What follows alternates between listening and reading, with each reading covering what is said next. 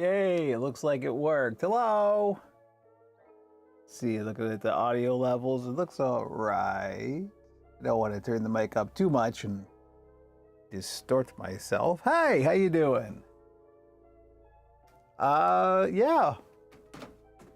Another build stream, another Thursday? Is it Thursday? It's Thursday. What is time? It's Thursday. Hi. Nice to see you. Nice to see you, Ghost of Bodafella. See you, Demon Dreamer. Welcome. Always nice to see familiar faces. And we are starting on time. I had to check. I didn't even pay attention. I just hit the button. Went go, because I'm ready. So here we are. And as usual, having some coffee and chilling out, letting people show up if they're around. Oh, stuff's getting done, thankfully. And we're doing some of it. We actually have an agenda today. We got stuff we're going to do specifically for the build stream. So it's exciting. Hope you all are doing well out there. The chat software that integrates all the chat got updated. And so now we can auto find live YouTube sources, which is great. That's what I was testing right there. So I don't have to do anything. It just happens by itself, which is the way I like things to happen. If they're not terrible. that's the lesson. Whew. Yeah, it's been a couple of weeks. I don't know if anyone out there has been listening to the podcast, but I did go over it last Friday. We did in fact manage to get a podcast out against all odds. We had to do it remote for reasons. And it's been slightly less chaotic this week, but we had to skip the build stream last week. That was the thing. But not so much this week. This week has been a lot more manageable. So we're doing the things. It's been quiet. It's been quiet lately, and that's all right. Things are gonna, things always ebb and flow.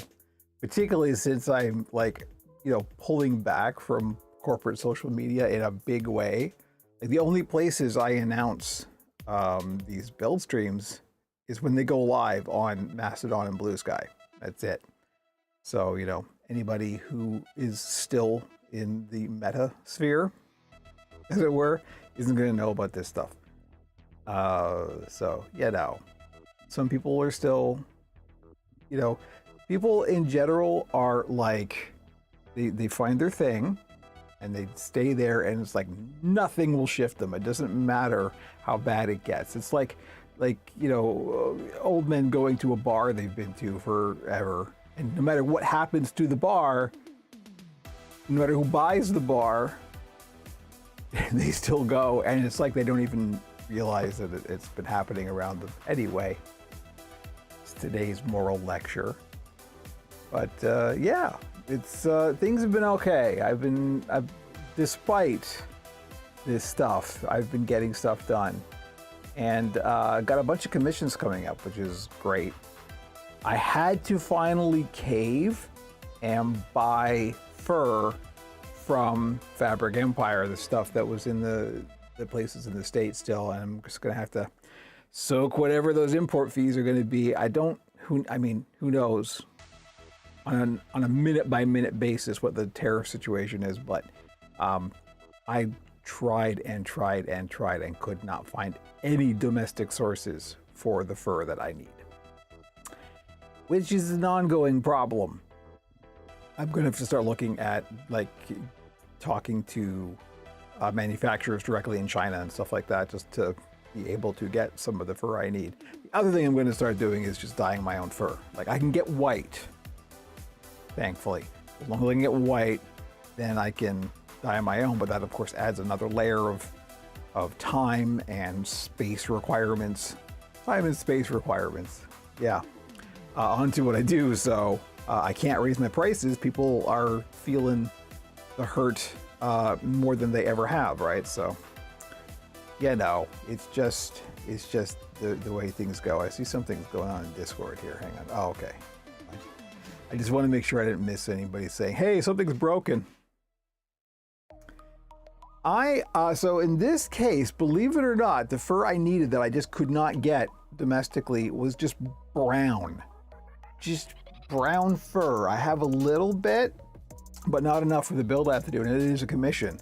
So just like a chocolate brown fur, which seems like, and I used to be able to get that in one of the local, my common supplier, Fabricville, but no, it's been really inconsistent to what's been in stock and what hasn't. So I had to get that, and I can usually get purple and nowhere to be found. So I had to get brown and purple for 2 commissions that I have coming up. The last solution would be, yeah, we talked about that on the podcast and stuff, but we keep joking that it's going to have to go into the woods, get a cabin and some bear traps, you know? Yeah, I know, brown. Well, this is the thing. Like, there's just no demand for it, right? This is the thing. It's a supply and demand thing. So there's just no demand for it. No one's importing it. Every now and then, and of course, all the fabric stores that, you know, I can access are, you know, just like bridal fabrics and stuff that, like, you know, has mass market appeal. And so occasionally they'll get some fur in for people who want to do like fashion, you know, things, but it's always about that. There's no like craft supply type situations, or at least not at scale, right? You know, I could always go to a big box like a Michaels or something. Maybe they'll have some, and it will be like 4 times more expensive than I can afford to pay. So I'm a bit stuck. So I am gonna have to start looking at dyeing my own, which I've always avoided, but I don't think I can avoid it anymore.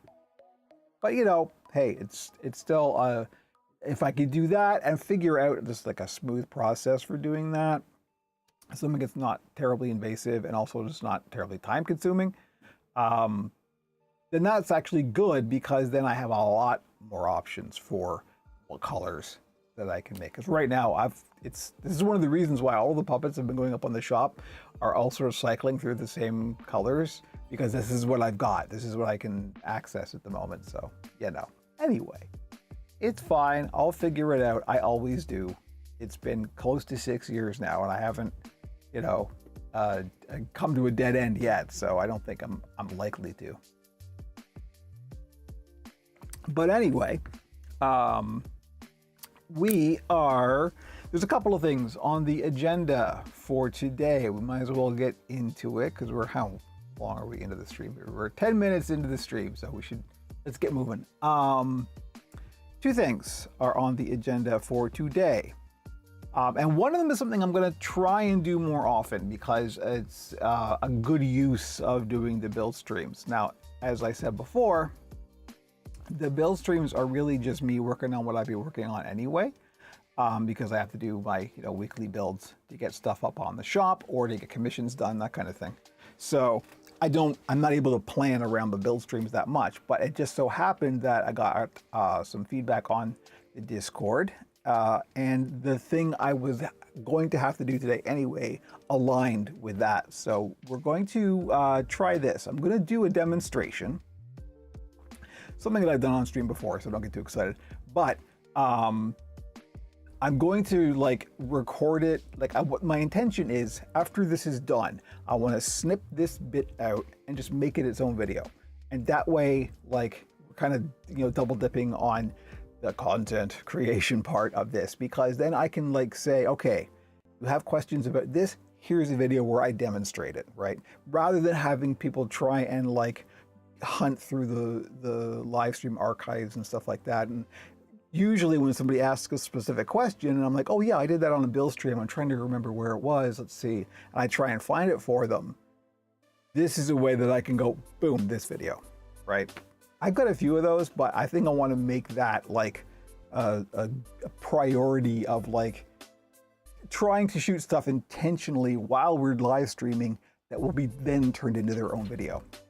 So behave yourself, chat, because you're going to be, you know, I don't want to have to do anything with this. I don't want to have to edit any of this. So, you know, be nice. I'm sure you're always nice. You're my people. Of course, you're going to be nice. But what we're going to do today is I have some more coffee. is hands.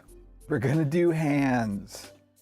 The puppet builder's bane, of course, because that was the member of the Operation Puppet Discord has been having ongoing challenges with making hands, and totally understandable, because they are the worst part of this whole process. So I'm going to take the time and do a good, this is just for the sewing part, FYI. This isn't about the foam inserts, because we're doing live hands monster this week. So, but I am going to be making some of the skin, and the skin is the same whether it's you're doing a live hands or a rod arm. Actually, and I believe the part that they're having problems with is actually just getting it tidy and neat to go around the fingers. That is the biggest challenge and the biggest pain in the butt to try and do and get right. So that's the part I'm going to be going over slowly, methodically, step by step, and hopefully with the camera in position. Actually, let me get my preview up here. Here we go. So I have a little preview for the handheld camera right here that you can see. It's standing right there. And that is something I will be able to like get a close-up of what's going on the sewing machine. And I'm gonna have to try and do this really, really tidy, because this is gonna be for posterity. So no pressure at all, you know. Look, the whole point is like sometimes things aren't perfect, but you have to learn to make do, right? So it's the most valuable lesson we can learn in any kind of endeavor. The successful things, the projects that end up, you know, being good and happening are the ones where not everything goes as planned, but you can work with that. You can work around it. Flexibility is the key. So I'm just going to finish up my coffee, and then we'll get on with that, because that'll be the first thing. And the second thing is the follow-up to the experimental stuff that I did on stream, I guess 2 weeks ago, where we worked with, let me just get this here. I don't know if you remember this. This is that experimental brow rig that I'm playing with to be able to do the standard eyebrow mech, but with fleece instead of fur. And I showed this off. This was my solution, was to just be able to mount this control rod in the head and then skin it and then attach a separate piece for the eyebrows. That way, the theory being, that way it will be nice and tidy. You wouldn't have to like align holes. You could put the eyes on afterwards. This isn't mounted. This is mounted in the skull, not the eye. So you have a lot more flexibility with what you can do. Well, that's moved on. I think we've got a success on our hands after a little bit of iterating, but we'll get to that. That'll be the second thing that we're working on. So yeah, but I'm going to finish my coffee. I'm gonna have a lozenge. Hello, Ozone, nice to see you. Back in the saddle. Missed last week, but you know, hey, stuff happens. There are inconsistencies in all things. Let me poke the Discord here. I just want to make sure I don't miss anything stream related. Okay, now we look good. So I hope you all are doing well. I'm doing the usual amount of busy. I got a gold tooth, which is a weird thing to say. I did actually get a gold crown. It's on a rear molar, so you can't see it unless you're, I don't know, really close, too close. Yeah, it feels, I mean, it feels correct. It feels like they did a good job, but like, you can tell there's a consistency difference between the teeth around it and the one with the gold crown. And I didn't even know anything about like crown materials before we started talking about this, but I got into it with my amazing dentist. No offense, I don't think I want to get that close to pretty much anyone. No, fair, that's fair. Because, well, one of the things when I was talking to my dentist about this, because she gave me options about like, well, okay, we could go with a ceramic and metal composite, which will be closer to a natural tooth color, but is only slightly cheaper than gold, and the body just tolerates gold better because it's inert, it's non-reactive, right? It's one of the reasons why gold is used for crowns in general, is because it's not necessarily for, you know, expense or fashion reasons. It's because the body actually just will adapt to it because it doesn't do anything. It doesn't trigger any immune responses or anything, right? So, so the dentist was like, "Do you care what color it is?" And I said, "Well, look, if anyone's ever in a position to see the color of one of my rear molars, I have bigger problems than what color it is," right? So, you know, it's fine. Let's go. For the sake of a couple of $100, which my insurance is going to pay for anyway, let's just go with the gold. What the heck? Let's, you know, YOLO. So,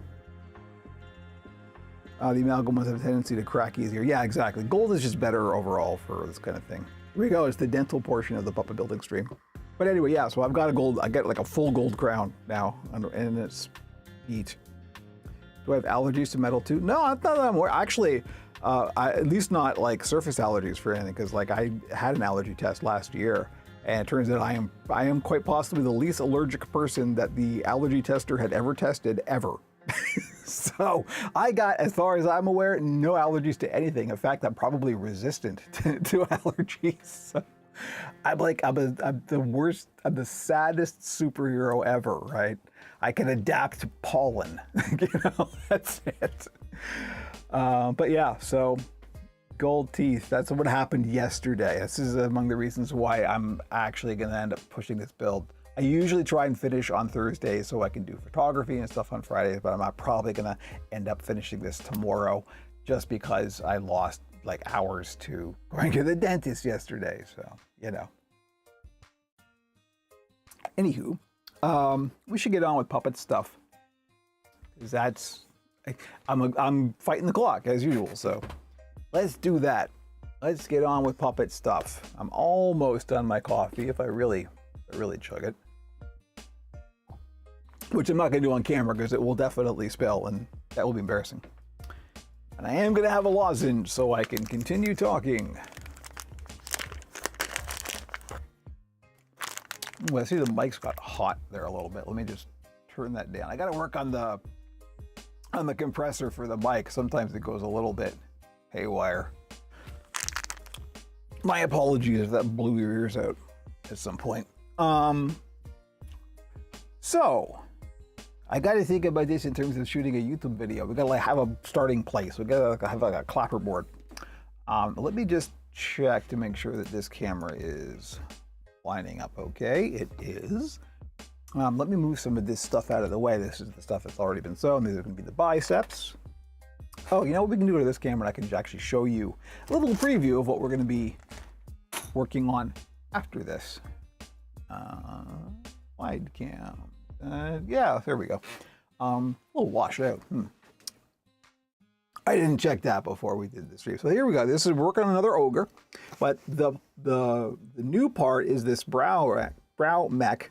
I've never been able to do.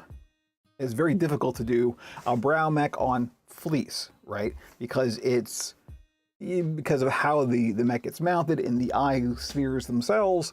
And I wanted to be able to mount a brow mech and then put the eyes on afterwards. And that way, we didn't have to make holes in the fleece beforehand. We could just skin it and then go from there. So this is what we've come up with.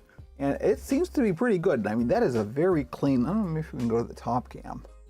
You can see this a bit better.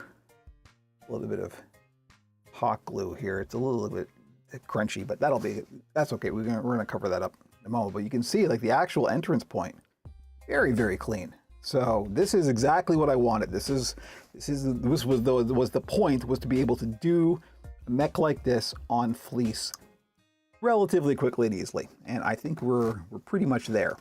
The control rod is still a little bit fiddly inside. I want to do another iteration, but this will be good enough. I have deemed this shop worthy, so this will be going up on the shop.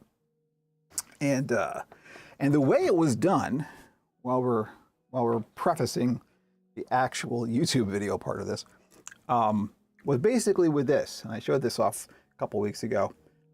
This is an older iteration, but this is basically the same thing. It's a control rod, as you can see, with a little loop. And these ended up being like, I could have 3D printed a little sleeve to go around here, but I ended up using, I don't think I have much of it left.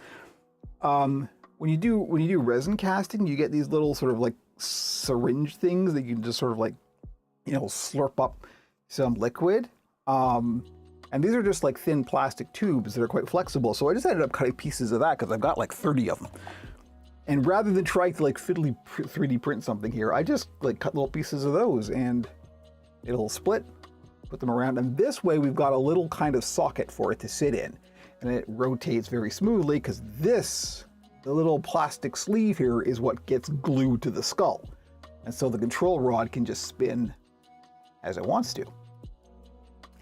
The brow moves up and down and backwards. Any thoughts about having them like stand up and down? So there's several styles of brow mech. This is the kind of the easiest and simplest ones, which I always aim for in a shop build where I'm selling to the general public, because the more, like I say, like an eyelid shell style one, like you're saying, or like we're in a flat eye where the lid actually moves up and down.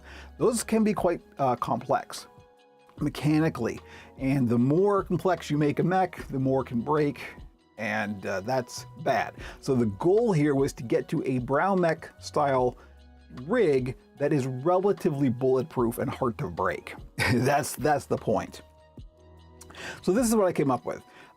There's a little socket here, and the actual brow part just kind of fits onto the end there. So I'm able to mount the control rod beforehand, stick the brow arch on, and then just hot glue it in. And because this is 3D printed, it actually melts the filament a little bit, and this is a very, very solid connection now. So it's good. I like how this goes, and we'll be able to make relatively discreet eyelids with this. It won't be 100% discreet, and in fact, for this ogre, I'm just going to go with a unibrow because it's easier. The KISS method. Yeah, exactly. Well, and particularly for anything that gets sold to the general public that may not be used to the intricacies of mechs in a puppet, which can be quite complex. It's just better. Like, you can give this to somebody who's never used a mech before, and they'll be able to figure it out without causing any serious damage. Because of course, I'm selling to people all over the world, quite literally, and I can't be there to like help them with it or fix something that breaks, right? So it has to be even more bulletproof than you would do for a professional shoot. I keep talking about this, but it is worth repeating that, like, the puppets you see on TV, like the Muppets and stuff like that, they look fantastic, but very often, like, they have people standing by on set, because when stuff breaks, and I do mean when, they can just stand by. They have puppet wranglers, who are often the performers themselves, to just like fix the stuff, because there's always something that's going to break. Particularly the more complex and the more mechs you have, the more there is to break. So that's why for me, I need to like this simplify it right down. I need to take the Fisher-Price approach to everything, right? Make it simple, make it robust, and make it hard to do anything nasty with, and also try and make it comfortable. That's the challenge with this one. It's comfortable enough, but I think I can probably make it even more comfortable. It's a bit fiddly at the moment, but it's good enough for the shop. Yeah, and that's it. It's just easy, and also not like time consuming. This, because I can, this takes a few hours to print, but I can just set this up, and then go do something else. And then I'm ready to go. And this is no fiddly. Everything is even. It's consistent across different builds. So, this is a very smart way of going about it, I think. So, hello, Slug Fan. Nice to see you. So we should probably get on with things. Let me move our ogre out of the way here. Actually, we should probably show you it in action here. I haven't done the body insert yet, so this is just fabric. But see if we can actually get this going here. So it's got a pretty good range.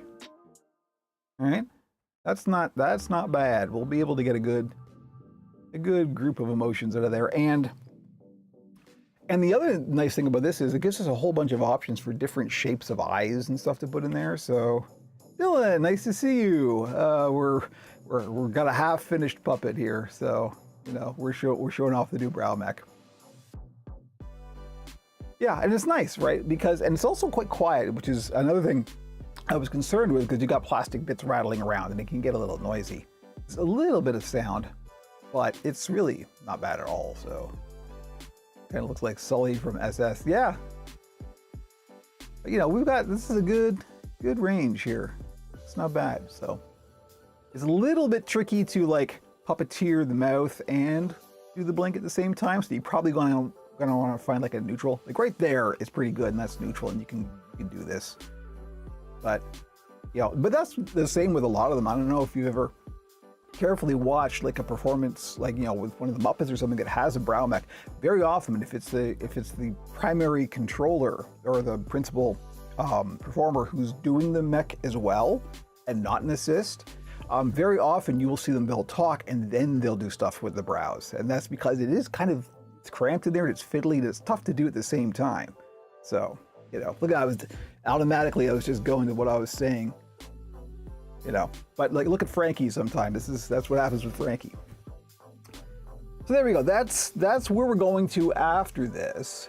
But first, we're going to do our sewing puppet hands demonstration, and this is really important. Let me go. First of all, I'm going to go to the wide cam here. We don't need the window open, thankfully, for this. Although we will for that. We're gonna be getting to the Danger Honey, possibly on stream. Although I'm spending a lot of time yakking this time, so who knows? Let's try to move some space here because I got to get the machine out. We're going to thread this up, and then I will start the actual demonstration. Trying to move the mouse out of the way here and not click on anything by accident. Oh, okay. Yeah.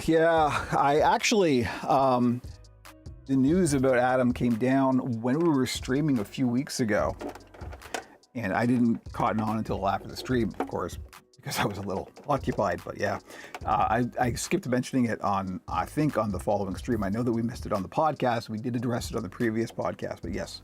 R.I.P. Adam Krutinger.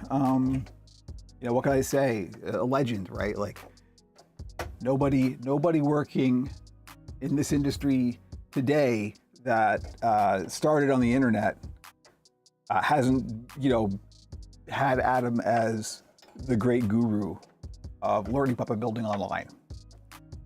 Really sad about the health struggles that he went through.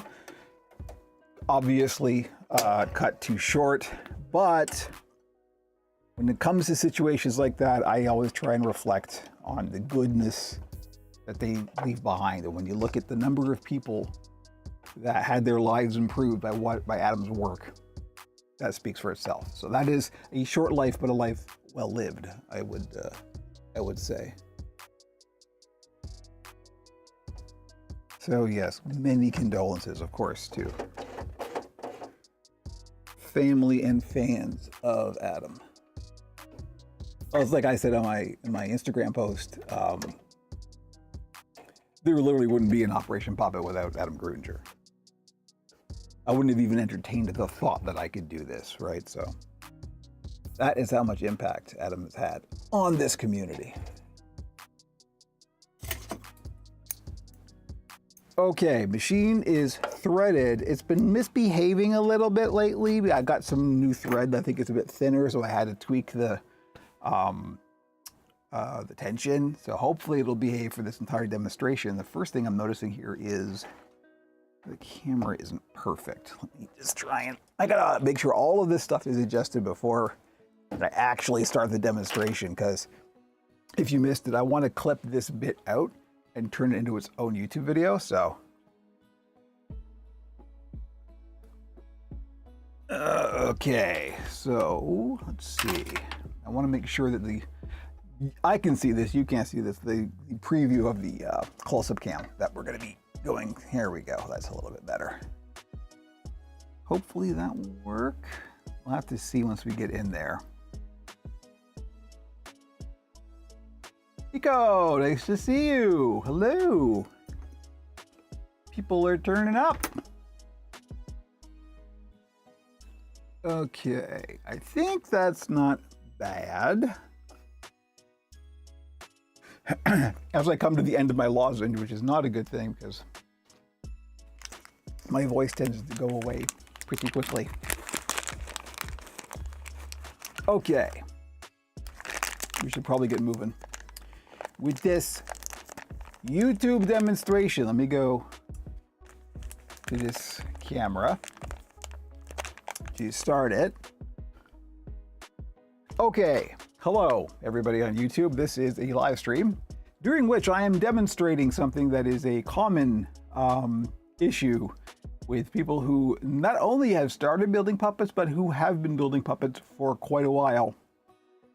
And that is, of course, the puppet builder's bane. It's actually something of a meme amongst puppet builders just because everybody hates doing hands. So I thought today what I would do is a demonstration of at least the sewing part. And one of the common techniques, there's more than one way, obviously, to do this. This is the quick and easiest way. It's still not easy, don't get me wrong. But this is the way that I do most of my hands unless I have the ability to take extra time, then I will stitch them by hand. But if I don't, if I'm working against the clock, which is most of the time, then this is how I do it on the machine. Now this is only the fabric part. This isn't the foam insert with the wire armature. That's a different subject because the puppet I'm building this week just so happens to be a live hands puppet. So we're doing live hands, but the process of doing the skin, which is the tricky part, is the same. No matter if you're doing a rod arm or a live hand. So let me show you where we're starting from. I had threading issues too. I think my machine should be reviewed. Yeah, well, I've been lucky-ish. I've had a very few problems with this machine, but not completely problem-free. But thankfully, they've all seemed to have worked out. So here's where we're starting from. What we have here is I made a pattern of the hands, and as you can see, I traced them onto. This is 2 thicknesses of fleece, and this is front side to front side. So this is basically inside out as we're sewing it. And what we're gonna do, I just have them clipped together. You can pin them. Clips are safer for clumsy people like me who tend to poke themselves. Pins are more accurate, but we don't need to worry about that because this isn't the part where the accuracy comes in. It's the actual sewing process where the accuracy comes in. So. But what we're going to do is we're going to put this on the machine and then we're just going to trace around the lines that we drew. That's it. Now the tricky part is it just takes a while because when you come to, first of all, curves like the tip of a finger, for example, around this curve here, that can be very fiddly to do because the machine tends to want to grab it and go fast, right? So you have to learn to dial it back, and very often you have to get in there and turn it by hand, to stop using the pedal altogether and turn it by hand. And that's the part that gets kind of fiddly and like, that is particularly true when it comes to going between the fingers. There's a very, very small space in here. And so you literally are doing like maybe 3 or 4 stitches in the the horizontal part, and that's it. So you have to be very, very slow and careful. That's the whole thing. And I think that's the part where people have a challenge is the fact that when you're on the machine, your tendency is to just go fast, right? You want to do with Sonic the Hedgehog. You want to go as fast as you possibly can. And that's not helpful when it comes to hands. Hands, you do, for the most part, you can go fast. Like when you've got a clear line, like for example, trying to do this in the mirror, this line right here, up to about there, this would be easy. You can go fast up this one line, but as soon as you start to hit the curve, that's when you want to back off, slow it down, and even if you have to, hand turn it. Now that's the part that I think I should really demonstrate clearly is how do you hand turn it? And how do you like move the fleece around on the machine? So the other day where you forgot how to build puppets, I think because of stress. You know, kind of. It not necessarily so, but you will often find, and this is true for any endeavor like this, where you just become so used to doing something that all of a sudden, like, the thing you've done 1,000 times won't work out for whatever reason. It's just, I don't know, you haven't had enough coffee or too much coffee, or I don't know, Saturn is in the 7th house or something, but like just a day just goes sideways, and a thing you've done 1,000 times and don't even have to think about anymore just doesn't work. Yes, I've had days like that for sure. I know how to, but for some reason it's not working. That can happen, particularly on something as fiddly as hands. You can try to wrap it back around because I want to cut this part out for YouTube, right? So anyway, let's get to the actual demonstration. So the first part is tracing your pattern on 2 thicknesses of fleece that are face to face. So like I said, this is inside out. This is the back. This will go inside. We're going to turn this after we're done. Let's go to the actual machine, which is that camera. There we go. So I've got it threaded with thread that is a relatively good match for the fleece that we're on. And I'm going to start on one of the corners here. Of course, these are going to be basically gloves. I know it's a little tough to see where we're so close, but there's no real like middle ground here. We either have to be really close or really far. So close is probably better in this case. So the first thing I'm going to do, we're going to get it at the starting point where the line is. This is the thumb here. This is where we're going up to the thumb. This is the bottom that is going to be open. So we're going to be cutting this. So after we've got it seated at our starting point, first thing we do, the foot is up. We're going to sink the needle down. Then we're going to lower the foot so it's holding it in place. Let me just, maybe that's a little bit better right there. Getting a camera at a good angle to shoot a sewing machine is a challenge, let me tell you. So, uh-oh, I've lost the pedal. Where's the pedal? Oh, Nigel's on the floor here for reasons.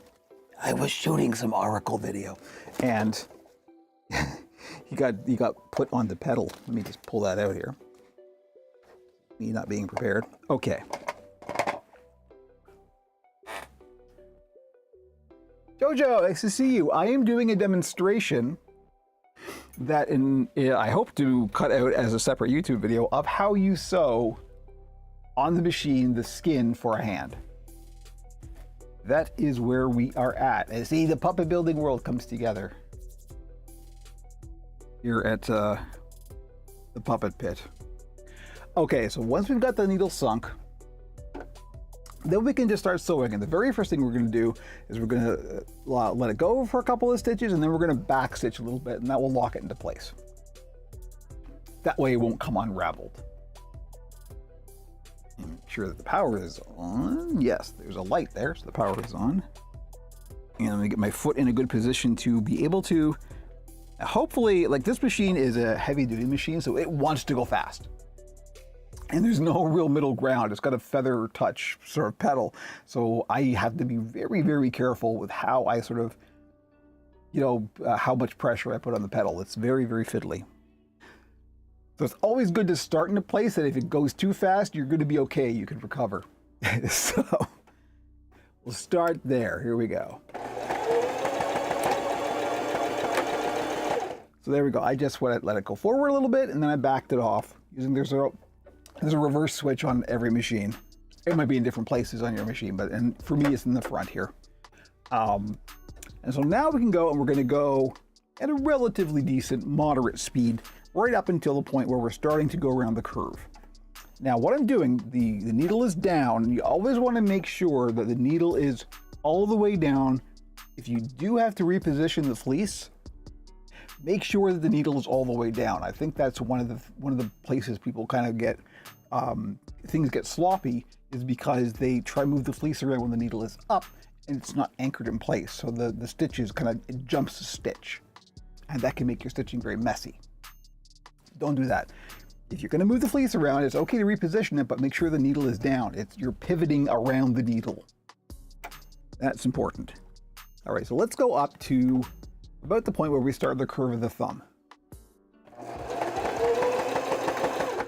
Now, as I'm feeding it in, I'm just kind of guiding it And I think the point about doing the pivot, insert your meme here, is important, because that's what we're doing. We're guiding it around the needle, and you're not forcing it, you're not pushing it. The machine is going to take the fabric and you are just guiding it in place. So you want to go slow and you want to go careful. Don't think it's the journey, not the destination. Don't think about getting to the end. Just enjoy the Zen moment of having the stitches go. We're getting all Yoda here for some reason, but you know, it's true. It is about the process, not about rushing to the end. That will get you a much tidier finished product.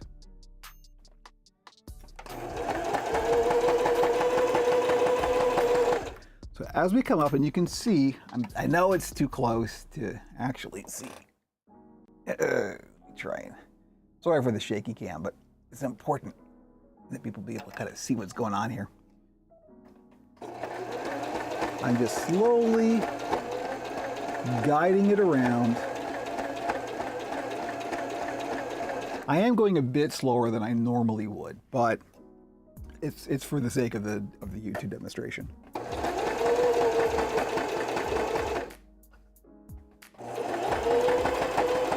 And the other thing, we're going to get shaky cam here for a second, but I want to point something out, because this may be something that people who haven't used a machine before don't really, clue into immediately. So forgive the shaky cam, but we're coming around to the front here, so you can see there is a guide, basically. This little gap here between where the two halves of the foot meet. That's a guide. You want to be just constantly feeding the line into that guide. That will keep you on the seam itself. It's okay to go off a little bit depending on what you're making. If you're making something that requires precision, then try and stick to it. But if you require precision, try and stay on that line as much as possible. I've actually gone off a little bit here, but that's okay for this. I'm not too worried about it, and the actual needle itself is on the line. The guide itself will actually be offset a little bit. As you get experience, you will be able to sort of compensate for that, just automatically, like unconsciously. That's what I'm doing currently. But to start with, always try and just make sure that whatever line you're following is on that guide. That's all. So you'll have to speed up or slow down depending on how quickly the machine is grabbing and pulling the fabric through. So that's that. So let's keep going. And so now that we're here, now that we're starting the curve, I'm going to slow right down and oh, sorry. The thing came loose. Great. Production values. Frankie, fix this. This is your bed. You made it. You fix it. Okay. This is what editing is for. This is the problem with trying to do stuff on the fly, you know? Okay, there we go. Good enough? Good enough. Get down a little bit better. Okay, so we're gonna go slow. Now we're just gonna pivot around. I'm trying to get my hand in the foreground here. It's a little tough, but.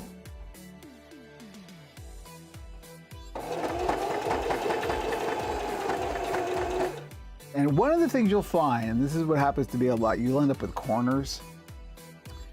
Sometimes it's fine, sometimes you may have to do it again, but that's what the going slow and slowly doing the curve will eliminate, is the need for corners.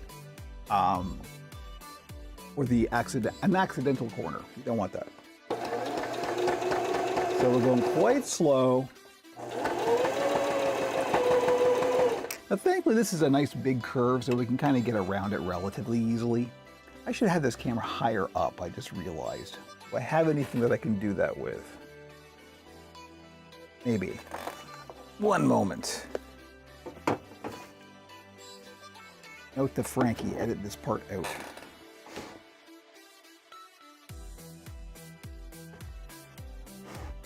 That's too high. Or is it? Ooh. Ooh, I don't know.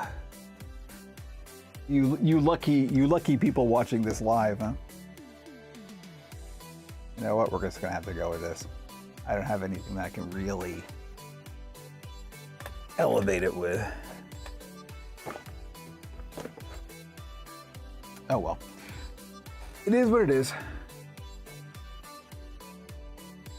Outtake, yes, exactly. You know, I know. Nobody else will know. Unless they watch the VOD. Who does that?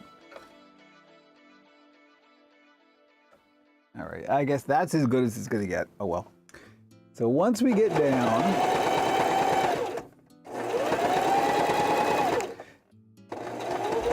now we have a very tight curve coming up here. We got to go around where the thumb and the beginning of the finger is. So what we're gonna do is we're gonna get to a point where the curve really starts to go. We're gonna sink the needle, make sure it's all the way down. Then we're gonna lift the foot. Then we're gonna turn the fleece a little bit, just a little bit. Otherwise, you're gonna get corners. And we're not gonna hit the pedal. We're going to turn it by hand 2 or 3 stitches. Then we're gonna sink the needle again, turn it again, put the foot down. There's a whole process. Sink the needle, raise the foot, reposition the fleece, lower the foot, and then do your stitches.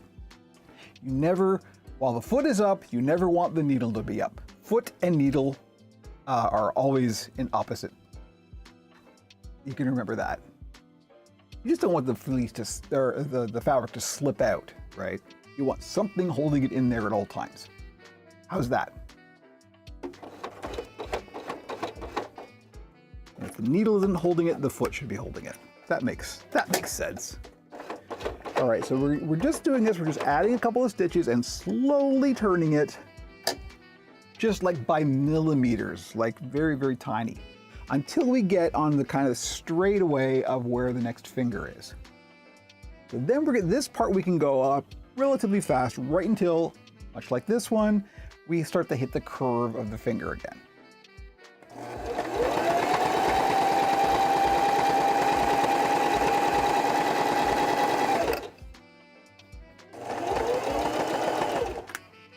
And that's about it. So now we've got to slow right down, go around the curve.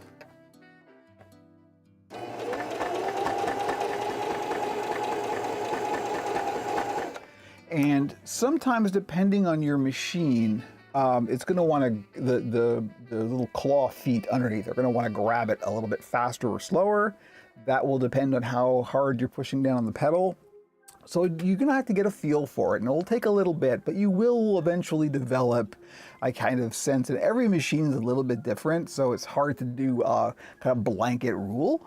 But as you work with your machine, you will get a feel for you and the machine will become one, etc., and other mystical things.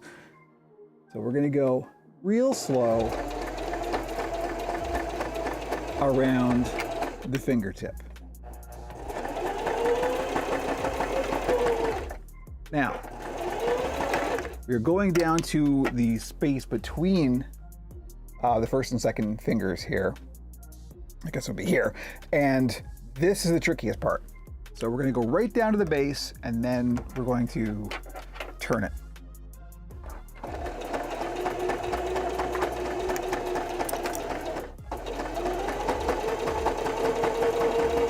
All right, now what I do just before we get down to the very, I guess it's the crotch, you know, the turning point of the finger, is we're gonna stop and then we're gonna backstitch a little bit. I always like to put a little bit of extra reinforcement, particularly in a live hands, because this is gonna be a glove basically, right?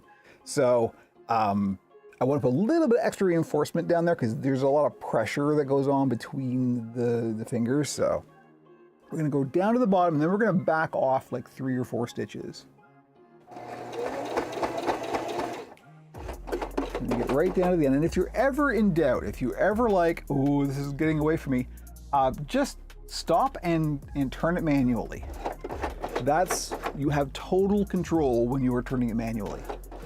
Every single stitch, and yeah, this slows down the process, but it's still way faster than trying to do this by hand. And also will end up in a much tidier end product. So now that we're here, let's see if I can move this around and show you. There we go, that's a pretty good shot. We're right between the fingers, right? We're at this point right here. So we're going to turn it at a 90-degree angle and go like no more than 4 stitches. So let's do that. And again, needle is all the way down. Raise the foot, turn it, and just be conscious of the direction that the machine wants to take it, right? So that's 90 degrees. Put the foot down again. Then we're just going to, by hand, turn it 2, 3, let's go 4. And that you'll have to judge just based on your pattern and how things are. This is to make a space between the fingers. Now that we're here, we know we've gone 4, keep a count of this. I'm gonna hit the reverse and we're gonna go back 4. 1, 2, 3, 4. And then release and go 4 forward. 1, 2, 3, 4. And all that does is it just back stitches for one circuit, and it will just make this much stronger. That's all. That's all you need to do. I just like to do that for a little bit of extra insurance. If you're doing an insert with the foam and the wire, you probably don't have to do that, although it can be quite a stressed situation when you're inserting the foam. It's never a bad thing to add a little bit of extra strength into your stitches. It's always a good thing to do. It's never the wrong choice. All right, so now we have to turn it again because we're going to go up the middle finger, as the kids say. So we're going to do the same thing, make sure the needle is all the way down, lift the foot, rotate. Actually, you know what? Here, let's do this. I'm going to show you. I'm going to try and do this one-handed. This is not easy, but you know, needle is down, foot is up. We're going to rotate. We're going to be coming up this line right here. So we're not angling it at a complete, 90-degree angle. We're seeing where the pattern wants to go, and we're guiding it in so it can do that. Now we're going to lower the foot, and we can start stitching with the pedal again. Always a good thing to add a few extra back stitches when you start this kind of a curve. This shaky canvas is going to drive everybody nuts. I know it. And they're right. The shaky cam is terrible, but nothing I can do about it. So there we go. I just did a little bit of back stitching. Now we're going to go same thing as before, all the way up until the finger starts to curve. Then we're going to slow right down.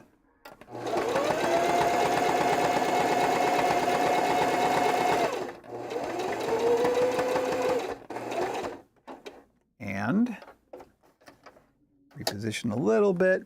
And you have to just kind of like, as you're going, feel it out, right? Like there's going to be inconsistencies. You do have to adjust on the fly as things are going faster or slower. The pressure on the pedal is not going to be consistent because you have a human foot pressing down on it. So you do have to just get a feel for it. But this is one of those, you just have to practice situations, right? So we're going to go slow around the tip of the finger and then fast once we get to the straightaway and right down to the middle part. I don't want to say crotch, but that's what it is. Words mean things.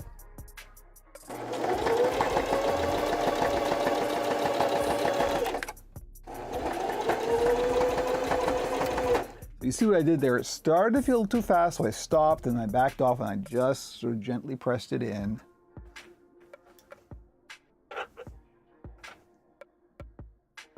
I just gave a math test, so I'm doing better than my students. Math can be fun, and I'm sure, Chris, that you make math fun. There's your little pep talk for the day. Okay, so we're going to go right down to the base. Once again, I'm going to start going a little bit faster because this is all the same. Everything I've told you is just the same. We just repeat it 3 times.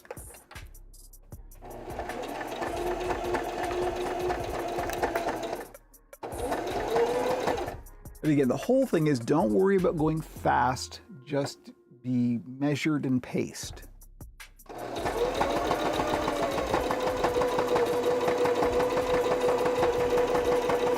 All right, so we're right down to the base. We make sure the needle's all the way in. Hit the reverse. We're gonna go back a few stitches. Go forward a few stitches. And you'll notice I'm not even touching the fabric when I do that. It's because the foot, that's what the foot is for. The foot will lock it in place and hold it there. So you know, you don't have to, you can trust the machine a little bit.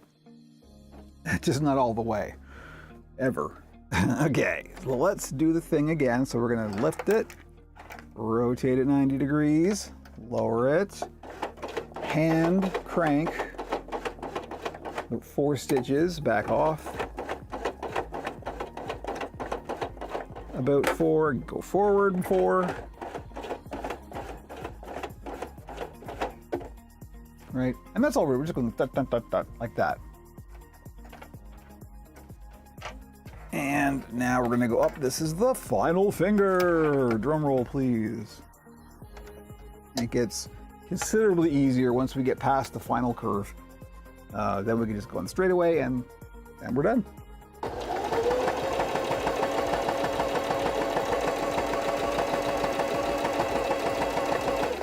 So again, we're up to the curve of the finger, so we're going to slow it right down.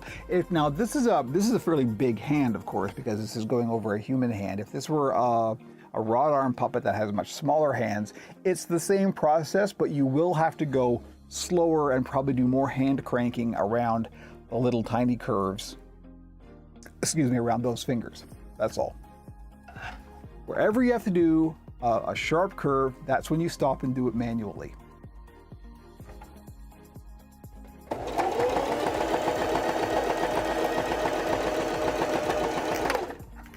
The nice thing about doing these live hands ones is the fingers are relatively big, so it's kind of much easier to just sort of dial it in. The smaller it is, the fiddlier you have to be with it.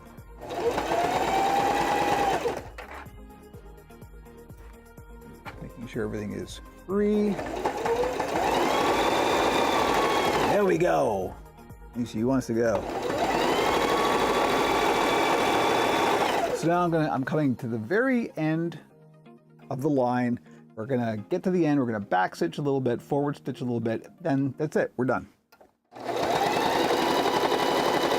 Back stitch, forward stitch, done. So now we can lift the foot, lift the needle, because now the fabric can be freed. Pull it out, we're gonna trim our thread off here. Now let's go to, I don't know, how about this camera? So that's it. That is, for the sewing part of the process, that's it. So what we will end up with, I'll show you the side that isn't, that doesn't have the tracing, right? You'll end up with that. That's what you're aiming for. So now what you want to do is cut it out. It's just literally following along. Make sure you don't cut across the stitches. Leave a little bit, like 1/4 of an inch, you know, around the stitch.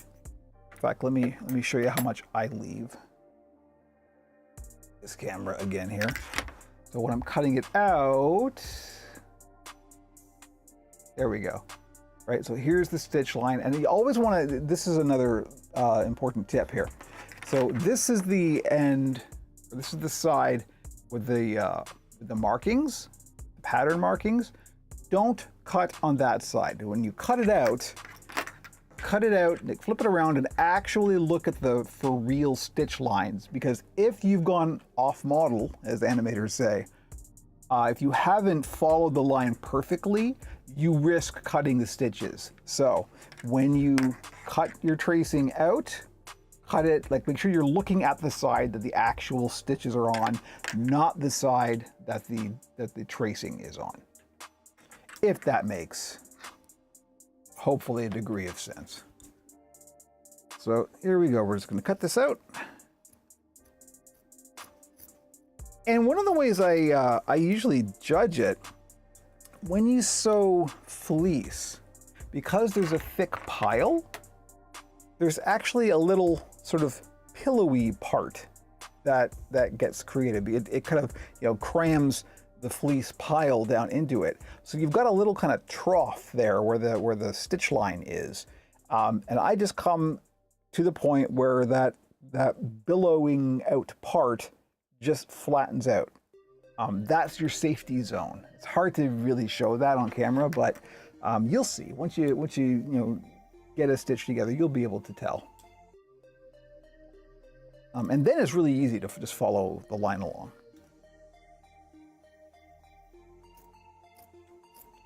But if you just leave that little, quarter inch, probably not even a quarter inch, probably an eighth of an inch, like very, very tiny. You don't want to leave too much because this is going to be, a glove to go on a hand, so you don't want it all bulky in there, right? Less important on a hand that has an insert going into it. Okay, so here's another important part. So when we're getting down to, we're going to start cutting out the bit between the fingers here. So of course, this is a very, very tiny space. You don't want to risk cutting any of these lines. So rather than trying to go down and then back up, I just come to the point where the two lines start to meet, and then I cut directly in the middle, and don't go all the way down. You don't want to cut that stitches at the bottom. So you just want to come, again, same distance you've been leaving as a seam allowance here, you want to leave at the bottom as well. So don't worry about cutting out all the way down and then all the way up. Just cut once. Just separate the two fingers. That's all. So so you have something to look at. This will let it up just fine, no problem, totally professional. So there we go. I guess I can't really show that. I'm cutting right between them and not going all the way down to the stitch line. Boom. So that's done. Now we're going to start again from the other finger, starting from the curve point.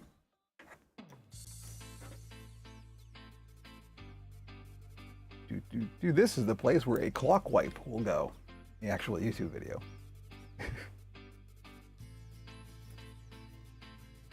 Seems appropriate. Time passes. Why am I making editing work for myself?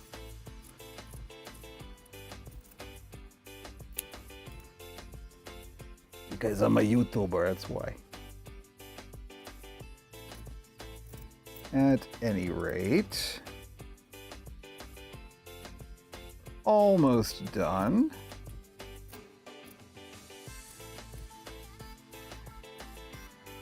Oh, one thing I didn't mention.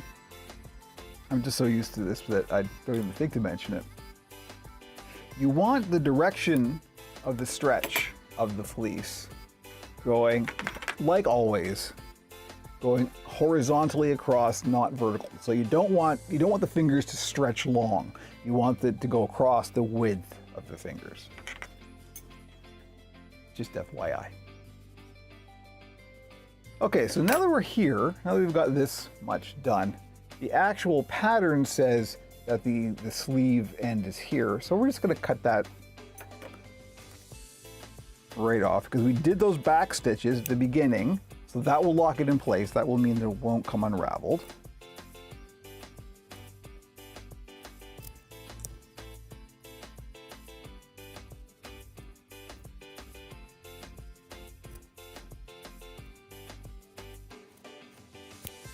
Okay, there we go. We have liberated our hand from its prison.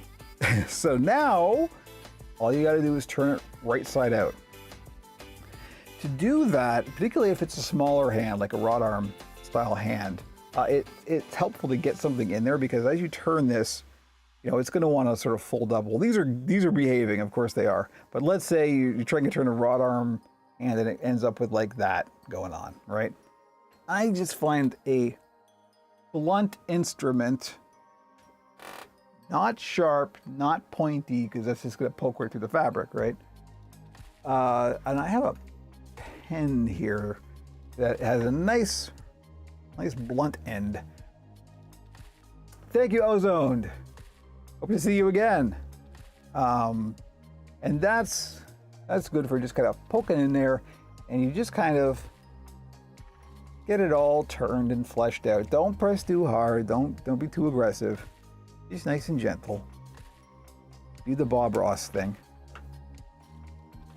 But get all of our fingers turned. Make sure that they're all nice and fleshed out, as it were.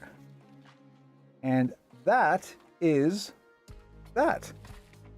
So there we are. We have one completed puppet hand. And that's it. So hopefully that's been of assistance to you. I should just do the rest of the stream like this. Because yeah, this is, as you can see, like, yes, I was going slow for the purpose of the YouTube video, but it wouldn't be that much faster if I wasn't. And this is the easy version of this, because this is a big live hands hand. If you're on smaller broad arm hand, it takes even longer because you have to go even slower around those curves. But that is how I do most of my hands. If you're doing a whole arm, it's the same thing. You just keep going up the entire arm. But that's it. So there we go. Thank you, YouTube. I'm going to hand it over to Editing Kevin now, and he'll say his goodbyes. So, hey, YouTube video done. Now the after party. No, I'm not going to do the other hand on stream because we've got other stuff we need to get to. We're an hour in already, so yeah. So there you go. There's your hand demonstration. So the next part, this is where things get weird. Oh, this is where things get weird. I was wondering when it was going to get weird. You know what I need to do? I need more coffee. I've got like one more cup left, and we are at the midpoint now, so this is the good place for the coffee break. So let's do that. I'm going to get a coffee break. Well, I'm going to get the coffee, come back. So this will just be a minute or two. So don't go nowhere. Stay right there.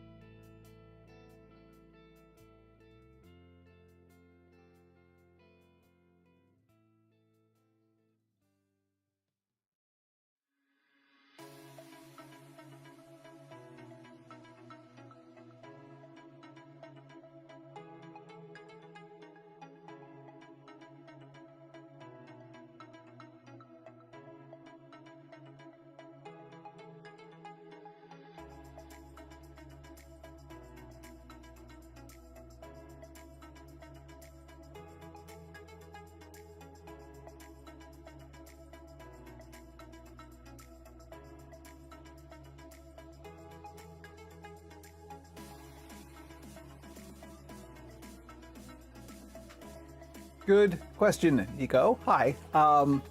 Pretty much, yeah. Actually, it's only like 3 or 4 stitches, and that, you know, it doesn't really, like, when you get down to this much space, no matter how big the hand is, it's going to look right. So In millimeters, please. Oh gosh, let's see. It's a good question, actually. I can even measure it. That's a good point, actually, because I use relatively small stitches on the machine. I don't actually know how long the stitches are, but the smaller the stitch, the tidier it is, right? The better it is. But let's see. Let's actually measure it. Here, we'll do it on the actual pattern itself, so it'll be a bit more accurate. Between the fingers is about 3 millimeters. So there you go. Don't know what that is in American. Not gonna look it up even. There'll be a tariff on that lookup. But yeah, as you can see, it's fine. There doesn't look like there's any space between them, and that'll be the same no matter what the scale of the hand is. So yes, it is pretty much the same no matter the scale of the hand. Yeah, so the next thing we're going to do is start messing around with this eyebrow rig. But first, I'm going to have some coffee and chill. Because that's intense to do, that kind of thing, particularly when I know I'm going to be trying to turn it into a full-on video later. But that's the kind of thing I want to go on to do a little bit more of on the build stream. It's going to have to revolve around whatever I happen to be working on that week, so it's not going to be like, yeah, if you have a request, please do make it. But and I'll see if I can fit that into the thing that I'm doing that day on the build stream. But as always, the shop builds have to take priority. So like in American, it's still 3 millimeters. I can use a tape measure. See, you know. You got almost everyone's got a cell phone, and that will do a conversion right there. You can even, if you wanna get it at least 70% accurate, you can just ask an AI agent, and it might be correct. You know, good enough. That's not how measurements work. Anyway, we've managed to make computers vague. Great. That's brilliant. Thank you, Elon. Okay, anyway. Let's not dwell on those subjects, shall we? We are going to dwell on a much happier subject, and that subject being, now what for our new style of eyebrow rig here. So, the next part is to decide on how I want to do the eyelids. We've got a few options here. Eventually what I'm going to do, those colonized Canadians, you know, I could actually do like the beginnings of a kind of shell here. Obviously we want to be able to open the eyes quite wide, so we're not going to be able to do that much of a hard shell. But we can do a little bit, and it'll help sort of guide the fleece. But I'm basically going to do this the same way I do most of my Live Hands Monsters eyes, and this is how Animal is done as well. It's just like a fleece, or I think in Animal's case it's actually neoprene or something, because it's sort of stretchy and smooth. But just make eyelids that will then just kind of, you glue onto this framework of a rig, and that will just sort of create eyelids. Now in this case I am going to do a sort of unibrow, unilid situation. It's just easier. But this is well on the way to being able to do individual discrete eyebrows, as you can see. I gotta work on that a little bit more, but we're on the way. And the fact that we can mount this in the skull separate from the eyeballs, that's the big thing. Because now, you know, once the brows are in there and the eyelids are on, we can put any shape of eye we want in there. It's got a lot more flexibility with this than the standard, like, insert a rod through a couple of ping pong balls method. So this is an iteration of that, but it is way more flexible. So anyway, let's look at that. So in order to make the eyelid, which is going to be a singular eyelid across all of them, the nice part about this is because this is 3D printed and I already know what the measurements and stuff are, I was able to make a template for the fabric. And you know what? Let me move the machine out of the way here, and we'll get to some of this right here.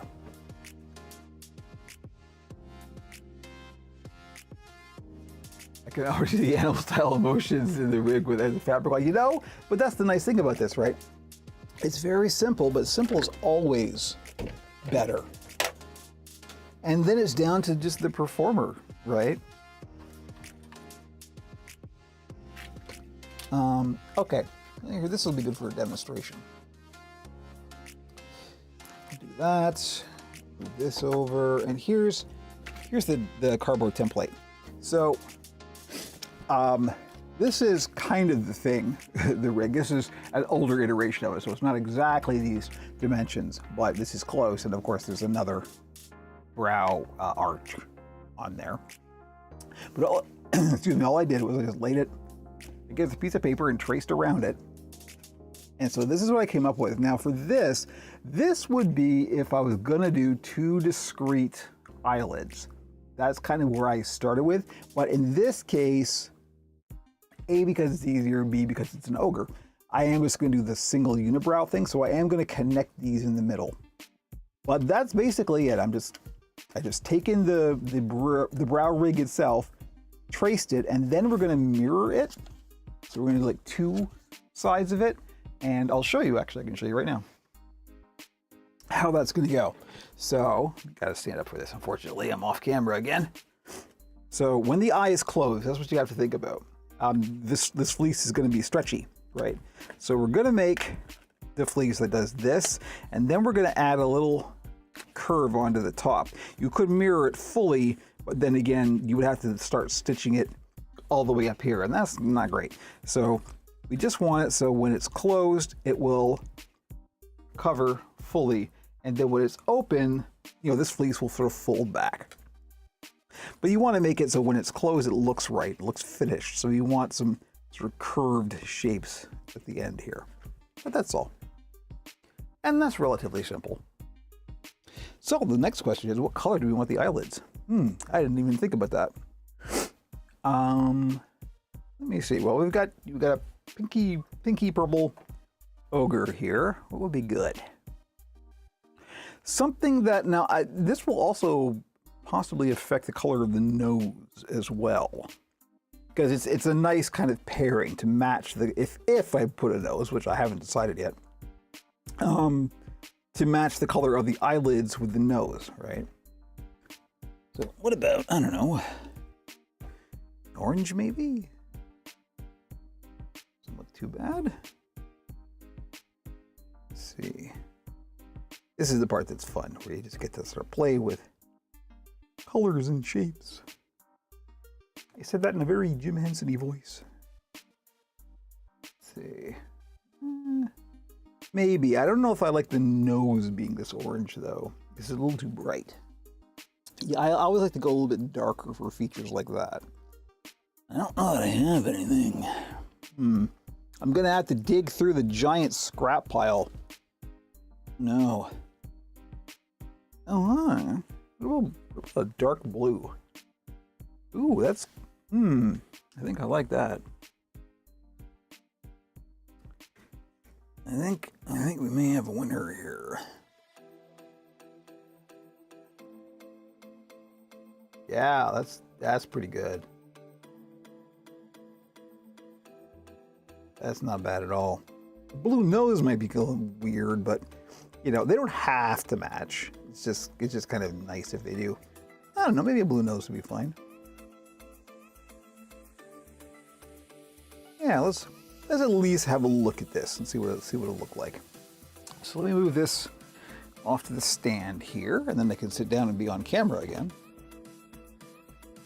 And I'm covered in fur. I just had to dig in the scrap pile here. This isn't really a scrap pile. Unfortunately, as I'm working, I end up like taking the big pieces of fabric and just kind of shoving them off to the side as I'm done with them. So this pile next to me just grows and grows and grows over time. Then like every few weeks, I have to stop and just like clean the shop because there's just all of the fabric has migrated from the shelves over there to the corner here. All right, so the first thing I do is pay attention to what direction the fleece is stretching, because the important thing, and this is very important, we want the fleece to stretch going up and down, right? So when the eye is closed, that's the direction of the stretch we want. Don't want it to stretch horizontally, we want it to stretch vertically.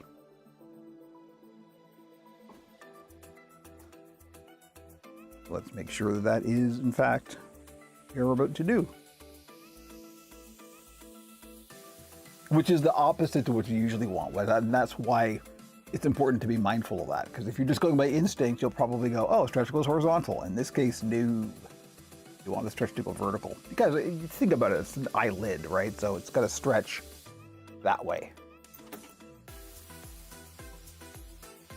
So let's cut a piece here. So this, there's the stretch. So this will be vertical. So this should go like that. Now let's just go. Oops, oh, I bumped the camera. Is Kermit still on camera? That's the important, that's my framing reference. Is Kermit on camera? Kermit's more or less on camera, okay. Just cut a chunk here.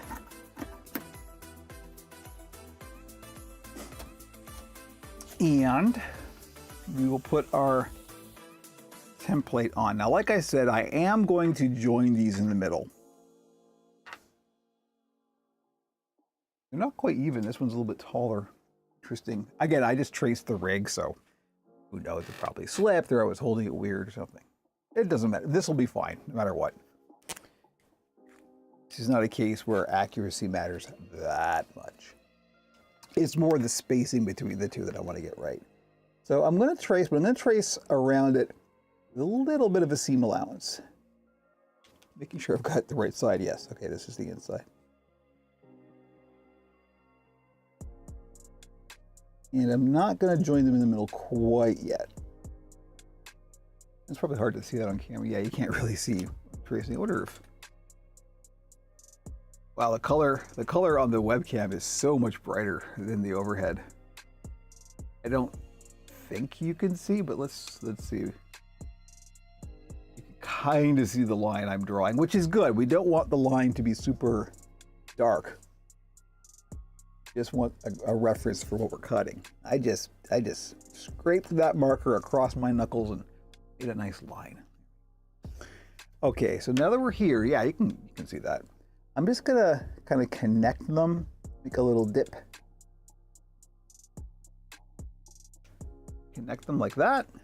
And now we want to sort of round out the end, but we know we don't want to go all the way up. We don't want to fully mirror this. We want to just kind of round out the ends.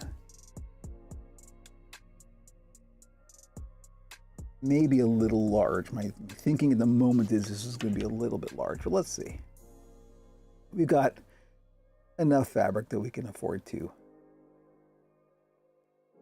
tinker about. Okay, so there's our shape. I'm going to go with that. And then we can sort of pin it in place and just see what it do. So, let's go to this cam. As I'm cutting it out. Look at the difference in the color. Wow, it's... You're bad, camera. You're a bad camera.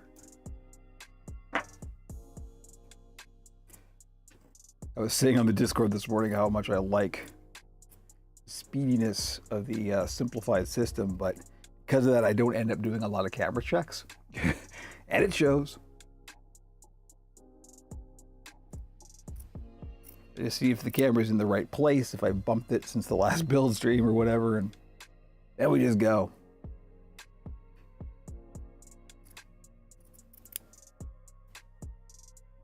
I switch to the camera and then I don't do anything on camera.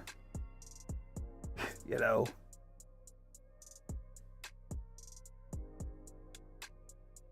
Now, usually when I'm doing a rig like this with a live hands monster, I'll take the back seam and I'll actually do a folded edge. I've done that on camera or on stream a few times. In this case, I won't, because we are going to end up ladder stitching this onto the fleece itself, onto the skin. So that will take care of the finishing of the edge. We don't need to worry about that.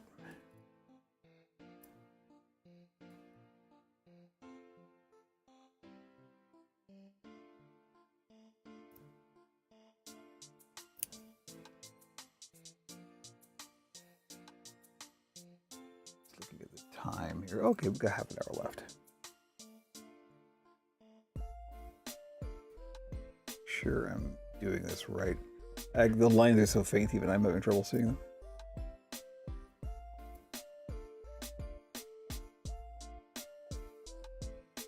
All right, well, this will be good for a little test run. All right, so we have this weird goggles kind of shape here. And then we'll grab our puppet head here. And so make the eyes closed. And then we're going to put our eyelids. Let's see, let's go. This makes more sense. We're going to put some fur brows on it. All right, this might need to be a little bit wider, I think. It's having to stretch a little too much horizontally to cover what we want to cover. And this is where you kind of have to decide how much of coverage do you want? How much of a fur brow are you going to put on here? And yeah, we're going to need to go a little bit wider. As you can see, it doesn't quite cover over. It does if we stretch it, but I don't want to stretch it that much. The little kind of hinges on the side, that's definitely what we want to cover. So that's what we're going to do. We're just going to make another iteration of this. This is why we pattern things when we do little tests. But as you can see, what we're going to end up doing is just pinning this down, just in case we don't actually get to this part on stream. Once we get the final size correct, just pin this in place, just like that.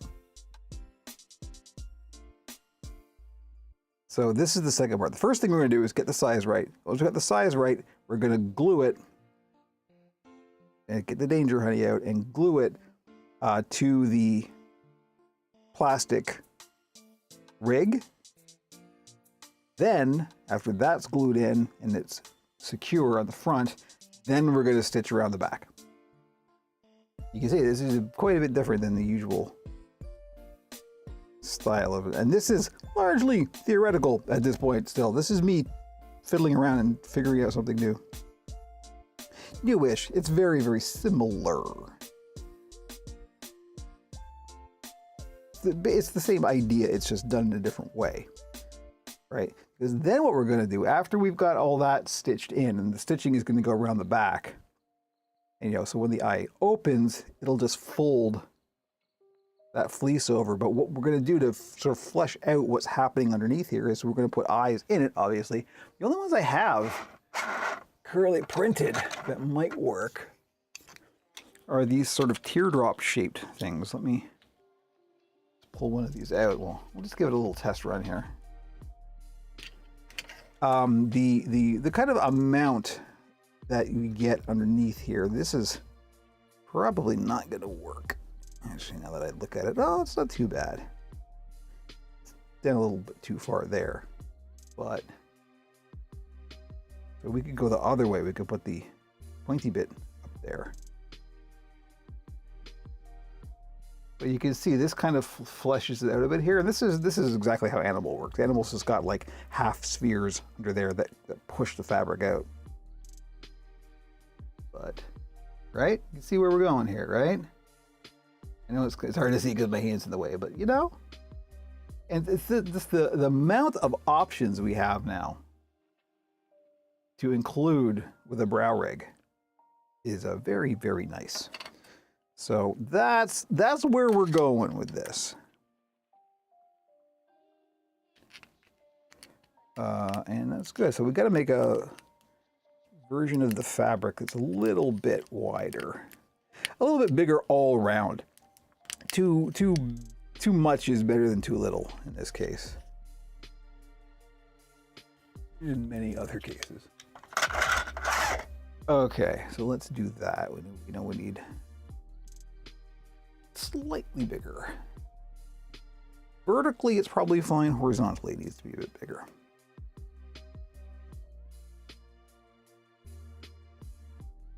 And that's just to cover the hinges on the side. And then, of course, after we do that, that's when we're going to get the fur out and just cut a strip and put a strip across the front. And that's what will kind of hide the hinges for real. We'll just glue the fur all the way down to the edge here and then just sort of tack it down on the side here, and that'll be it. We'll have our unibrow ogre. So let's do that. Let's make the slightly bigger width. Okay. Wow, the color difference is huge.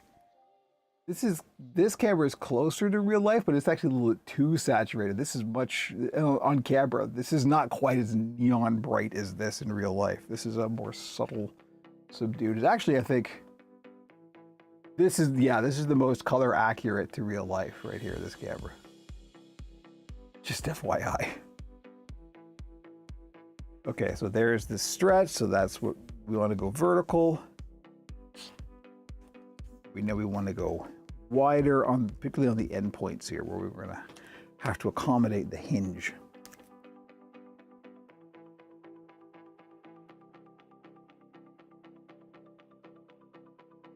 And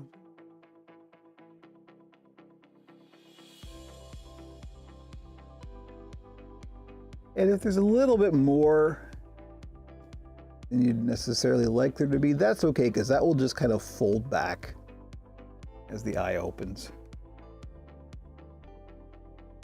Okay, so now we're going to flip it around. That vertical size was actually pretty good. So let's just do the thing we did before.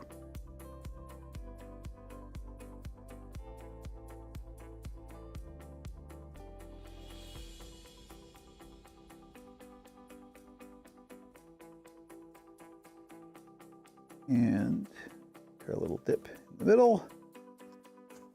Let's try that. Gotta cut out the whole thing to start with, and then we will I don't know, it doesn't really matter. You're not going to see any of this anyway. Unless I do it like this. Which honestly is usually how I do it. So if I wasn't on camera, this is how I'd be working.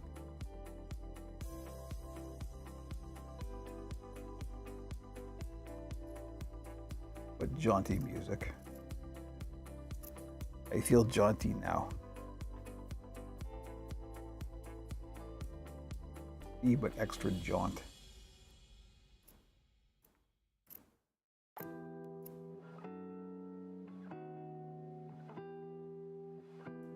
Okay.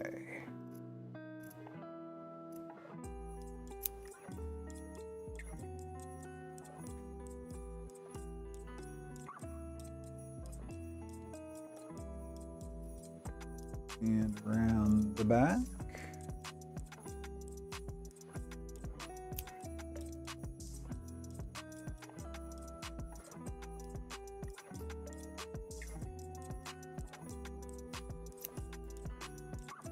Okay, let's have a look at that.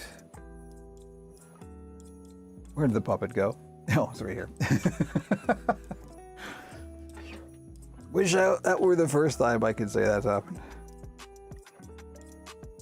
Okay, how are we now? That's pretty good. I think we'll go with this. This way better? My head on camera? No. Okay, good.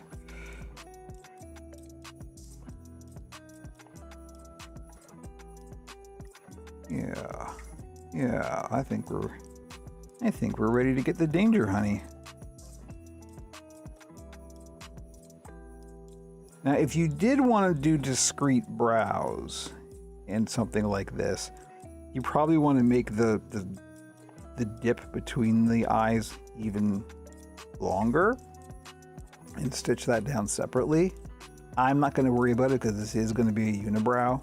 So the fur will just sort of cover all that up, but you probably want to finish the middle part if you're going to see that, right? So the tricky bit here is going to be getting the glue onto this. We have to be very fiddly and very controlled. But that also means the danger honey's got to come out. What time are we at here? I missed the thing. Oh no, my mouse is over here.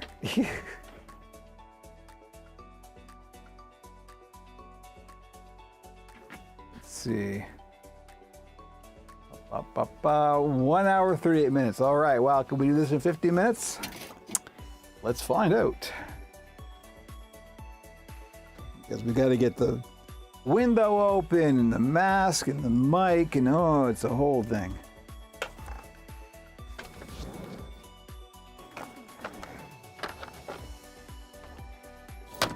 Okay, window is open, fan is on.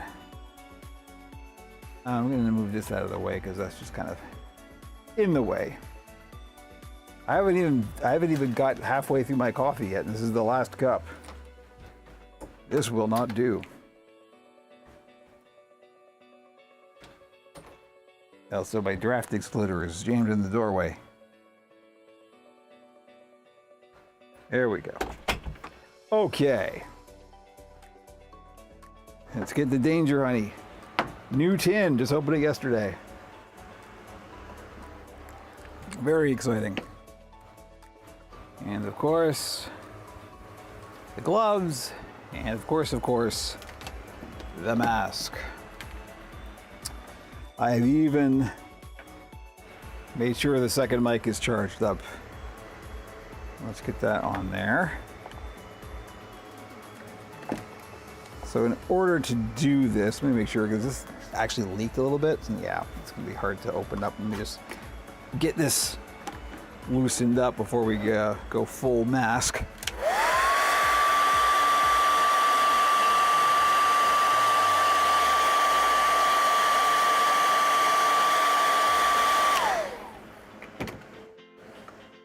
There we go. Okay. So, window is open, door is closed. Let's get the gloves on and then we unmask. Oh yes, another thing is we're gonna need some of the little makeup applicators to help, because this is gonna be very, very painting, very, very small area.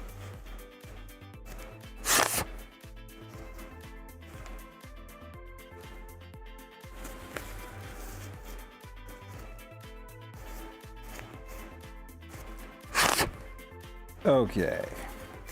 Oh, I gotta take my rings off. Oops. That wouldn't be good over the latex gloves.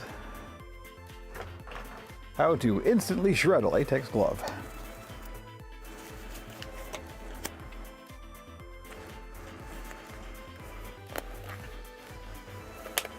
Okay, so the first thing we're gonna do, well, all right, I'm gonna mute the mic while I do this, just so to avoid any explosions.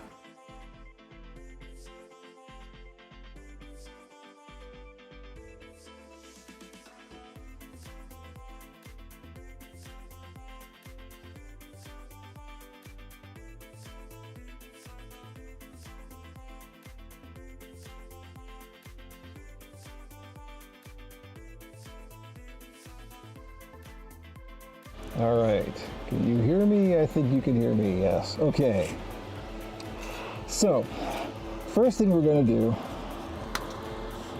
is paint some glue along the leading edge. Borderlands cosplay is on. Danger honey can be opened, exactly. I'm gonna go with this as the front. It doesn't really matter if more or less symmetrical, but this has got a slightly nicer finished edge, and that's what you will actually see when the eyes are closed. So this is gonna get covered up with fur. So I'm just gonna take a little bit of glue on the applicator here, and we're just gonna make a line from about halfway, just along the leading edge.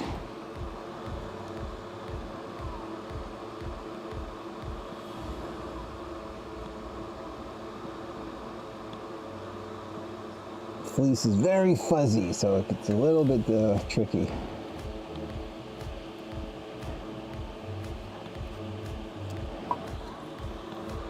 And we don't have to go all the way because the plastic arch of the eyebrow doesn't go all the way, so you just kind of eyeball it. As the case may be, because it's eyeballs, you see. That was a joke. Not much of one, admittedly. What do you want for free?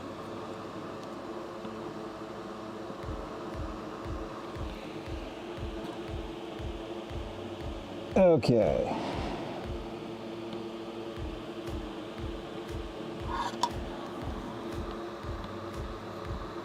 Be very gentle and judicious with your glue. Don't get big glops of it around.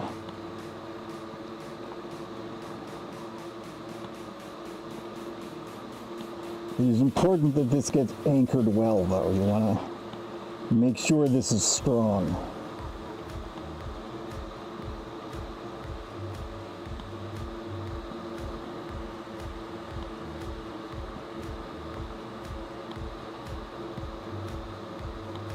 Okay,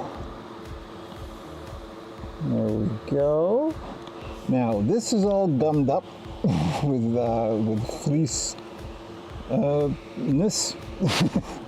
So I'm just going to toss this out. We'll get a fresh one because we don't want to get fuzzies all over. We're just going to set that aside, and now we're going to paint the leading edge of these plastic arches, just that bit.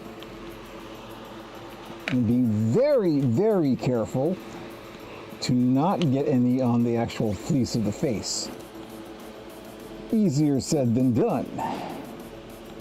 I shouldn't be doing this on camera, but I am.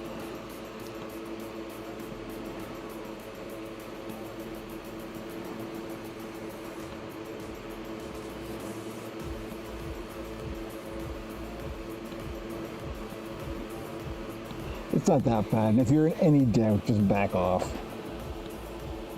You don't have to go right to the edge.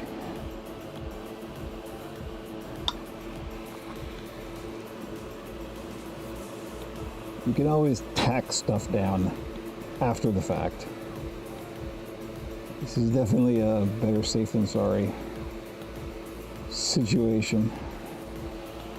Because if you get any glue on the face itself, that's it. It's ruined. You ain't getting that off. So, extra careful. No pressure. This is easy to do on live stream.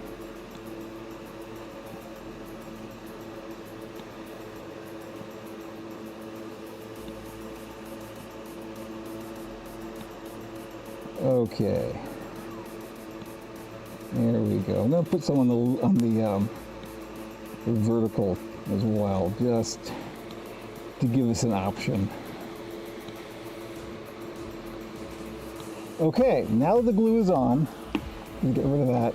We're going to make sure the Danger Honey's closed. And this mask is coming off ASAP. God, close up right. I want to struggle every time I open this thing. Now we're going to dry this.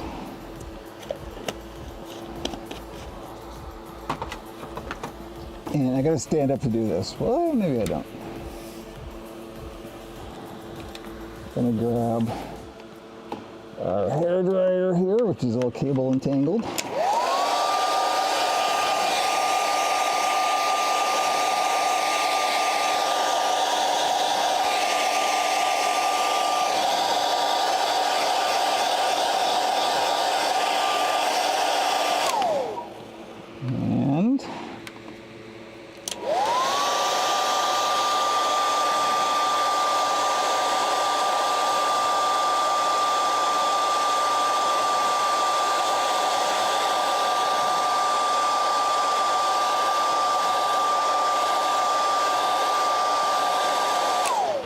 Okay, So now I do have to stand up. So now,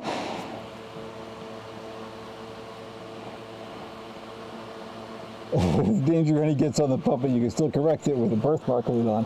Now, or in this case, if it's down here, this is the no. If I do a nose, well, that would determine if I'm going to do a nose or not, right? Yes, exactly. You can sometimes you can cover up a mistake like that. Okay, you know what? The glue is closed. The room is venting. I'm going to take the mask off. This is all dry. The fumes have already vented. I need to get out of this mask. I hate this thing. One sec.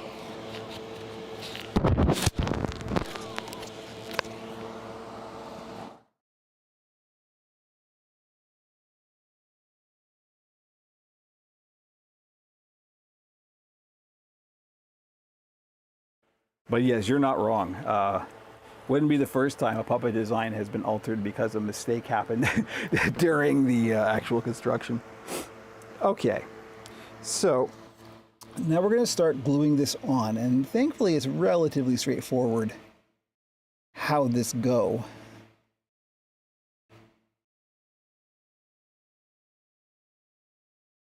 Make sure I'm not getting any glue. Hopefully I'm not obscuring the view too much.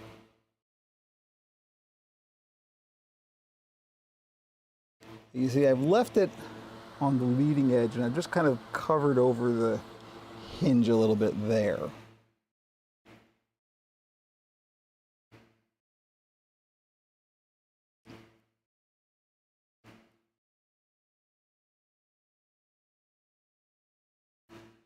And that's why we needed to make sure it was wide enough. Yeah, that's pretty good. Yes, I do believe that will do. All right, so there we go. All right, see where we're going here? So now we can pin this in place, and we're gonna ladder stitch this eyelid on. And after that, we get the fur out and do the fur brows. Time is moving very slowly. I don't know what... I thought we'd be done by now. I also have to blow my nose, excuse me.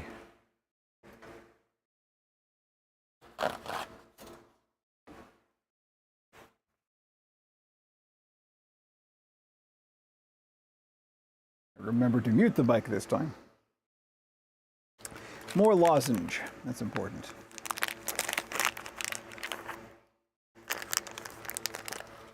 Okay, so let's just pin this in place.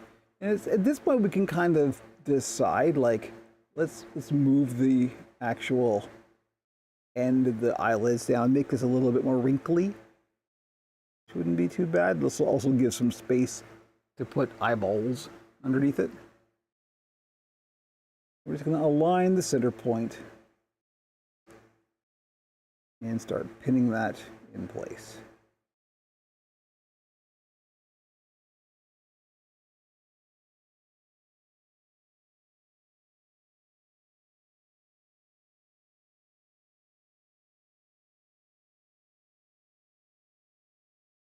Like so.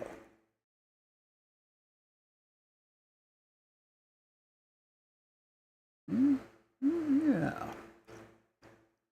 Yes, yes.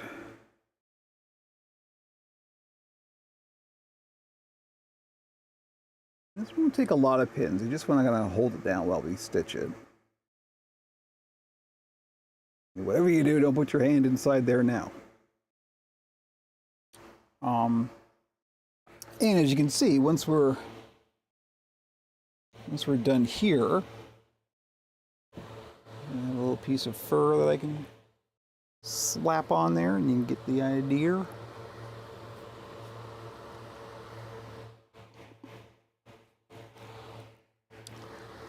Not really. I mean, I got lots of fur, but nothing the right size. Let's cut a little piece of this. This isn't going to be going in the right direction or anything, but kind of is. You get the idea. So then we're going to slap on some fur, kind of like that. I'll probably trim it down. It's not gonna be quite this bushy. It's still gonna be pretty bushy though. I like big bushy eyebrows, if you couldn't tell from Frankie. And that'll be it. That'll be our eyelid, and then we'll just decide on what shape of eyes we want to put under there. And that's how it go. So now we've got to start ladder stitching all this. So let's get some. The color of the thread here, I probably want to go with the color of the eyelid, because that you might actually see. So get some blue. How was that? That's not bad. That's pretty good. And unfortunately, I can't really. Maybe I can bring this camera. This is going to get shaky cam again. Forgive me. Bring this down a little bit closer. Yeah, actually, that's much better. I should have had that like that to begin with. Oh well, too late now. So we're just going to get some thread. I do have to stand up for this part because I'm going to use the curve needle here just because it'll get a little bit easier to finagle around the bits.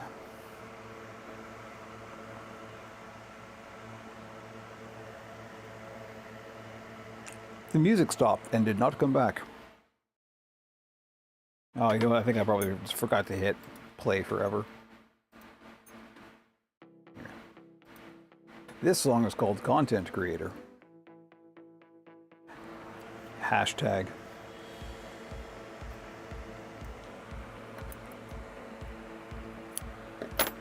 Okay. So, I'm just going to start at the corner here. My head, whoa, yeah, sorry about that.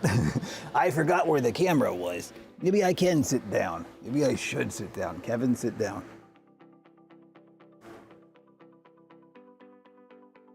Here we go, yeah. Yeah, it's more or less on camera. So, now we're just gonna ladder stitch. If you don't know how to ladder stitch, well, that's what YouTube's for. I do want to at some point make a video of just like going over specific stitches.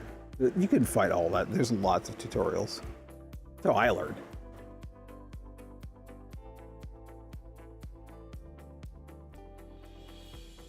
Just a gentle reminder, this is still all experimental. I don't actually know what this is going to turn out like. This is all testing the hypothesis at this point. I think it'll be good.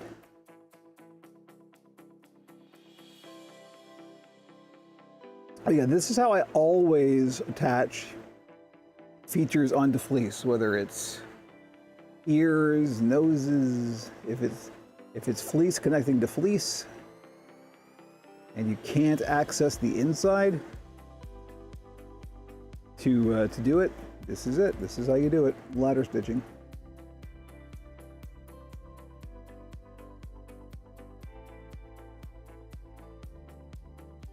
And it does take a little while, but it's worth it. And then you can just kind of brush out the seams. You'll make a little zigzag pattern as you go. Some people don't mind that. I try and hide that a little bit, but it's really hard to completely hide.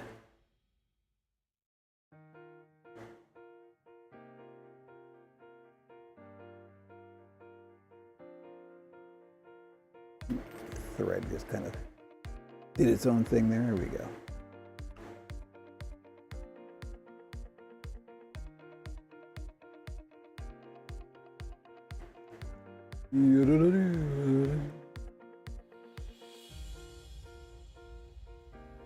Well, this is basically it.